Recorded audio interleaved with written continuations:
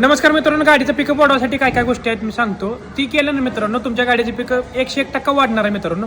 बरं जण डोक्यात काय असतं माहिती आहे, गाडीची क्लच प्लेट गेली ना, क्लच प्लेट बदलते आणि त्यांना वाटतं की पिकअप वाढतं, पण अशा कंडिशनमध्ये काय काय होतं माहिती आहे का, ज्यावेळेस क्लच प्लेट बदलते तरी पण गाडीची पिकअप वाढत नाही. अशा कंडिशनमध्ये मित्रांनो तुम्हाला बाकीच्या गोष्टी काय काय करायच्या ह्या तुम्हाला सांगतो मित्रांनो. आणि एवढी महत्त्वाची माहिती सांगतो तरी पण तुम्ही या पेजला फॉलो करत नाही. पेजला फॉलो करा आणि आताच्या त्या व्हिडिओला लाईक करायला विसरू नका. सगळ्यात महत्त्वाची गोष्ट म्हणजे तर तुमच्या गाडीचं जर एअर फिल्टर आहे की नाही ते जर चोकअप असेल तरी पण गाडी पिकअप घेत नाही मित्रांनो.